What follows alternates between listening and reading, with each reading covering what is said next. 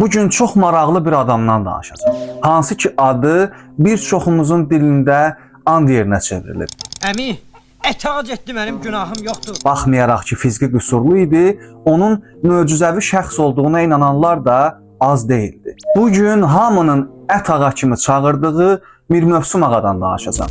1950-ci ildə o dünyasını dəyişəndə Bakıda böyük izdiham yaranmışdı. Onun dəfninə yüzlərlə, minlərlə insan gəlmişdi. Fiziki cəhətdən qüsurlu olan, özünün yardıma ehtiyacı olan bir insan başqalarına necə şəfa verə bilirdi? Başqalarına necə kömək eləyə bilirdi? Seyyidəli Mir Abdutalıboğlu Mövsümzadə. Bəli, onun bütöv adı və soyadı belədir.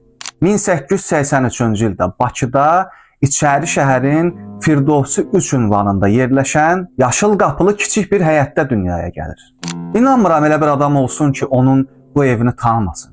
Mövsümovlar ailəsini bir çoxları İçəri şəhərli bilsələr də, əslində onlar bura 19-cu əsrin ortalarında köçüblər.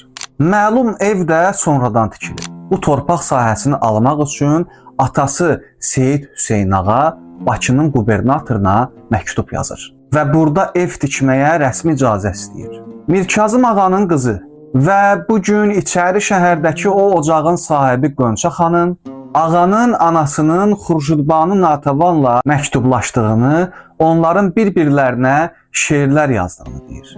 Mir Mövsüm ağanın böyük qardaşı Seyid Hüseyn orta yaşlarında dünyasını dəyişib, o dinşünas alim olub. Bir çoxları Mir Mövsüm ağanı müqəddəsləşdirmək üçün onun sümüksüz doğulduğunu iddia edir. Ancaq Qönçə xanımın dediklərinə görə bu belə deyil. Doğulandan bir həftə sonra anası Xədicə xanım bələyə açır ki, uşağı çimizdirsin. Görür ki, bələk qan içindədir. Həmin vaxt həkim tapa bilmədikləri üçün axund çağırırlar. O da uşağa baxıb deyir ki, bu uşağın işi Allaha qalır. Çoxlu qan itirdiyinə görə uşağın bir tərəfi iflic olur. Danışığı da qüsurlu olur. Yəni ki, o sümüksüz değildi. Uşaq iflici keçirdiyindən sümüyündə kalsium azlığı olub.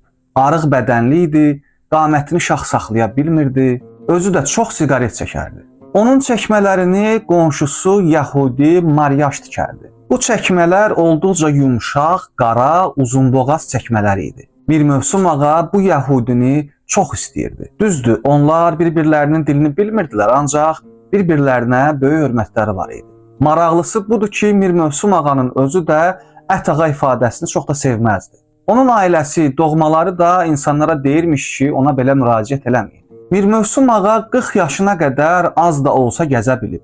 Bəlkə də hamımızın evində olan o məşhur şəklin rəssam tərəfindən çəkildiyini desələr də, Qönçə xanım deyir ki, bu real şəkildir. Mir Mövsüm ağa tam şikəst olmayıb, ağlı yerində olub. Danışanda başa düşmək olurmuş o nə deyir. Hətta xoşu gəlməyən adam gələndə hisslənərmiş, deyərmiş ki, onu mənə yaxın buraxmayın. Qardaşları, bacıları deyirmiş ki, bu insan sənə pənah gətirib. Bir günah işlədib, ona kömək ol.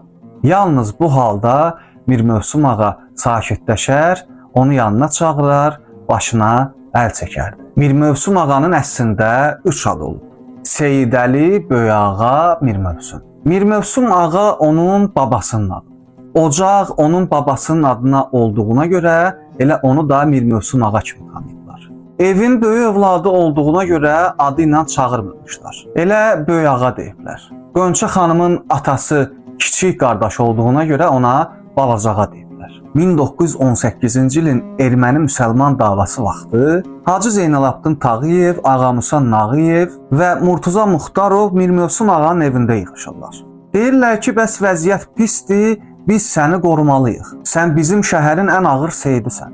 Bununla da bu ailəyə paraxod verilir və onlar Ənzəli yola salınırlar. Ailə Ənzəlidə bir il güclə qalır və yenidən geri qayıdır. O vaxtın Şeyxülislamın Molla Ağa Əlizadə Mir Mövsüm ağanın kiçik bacısı Zeynəb xanımın həyat yoldaşı idi. Mir Mövsüm ağaya inam ən çox da müharibə vaxtlarında yaranır. İnsanların inamının qırıldığı, gedənlərin geriyə qayıtmadığı, aclıqdan xəstəliklərin artdığı bir vaxtda ona ilahi bir varlıq kimi baxırdılar. Deyilənlərə görə onun nəfəsinin, əlinin şəfasını görənlər çoxdur və onların bəziləri bu gün də yaşayırlar. Vaxtilə onun qonşusu olmuş İzzət xanım Məmmədova deyir ki, 1947-ci ildə anam xəstələnmişdi. Qulağının arxasında xərçəng tapmışdılar. Ağanın da Çimnaz adlı bir aşpazı var idi. Çimnaz xanım bir gün bu qadına deyir ki, gəl səni salınım ağanın yanına. Ağanın əlini yu, apar suyunu içir anana. Mən də onun dediyini elədim. Anam buna görə düz bir il yaşaya bildi. Mir Mövsüm ağanın möcüzələrinin şahidi olan bir Bəhram adlı kişi də 80 yaşa haqlayıb. Deyir ki, tələbə yoldaşımla bir gün ağanın ziyarətinə getdik. Ağa yaman xəstə idi və həm də yaşlanmışdı. Tələbə yoldaşım onu görəndə ondan qorxdu və otaqdan çıxdı. Onun bu hərəkəti ağanın xoşuna gəlmədi. Mən isə gedib ağanın ətəyini öpdüm. Bir neçə gün sonra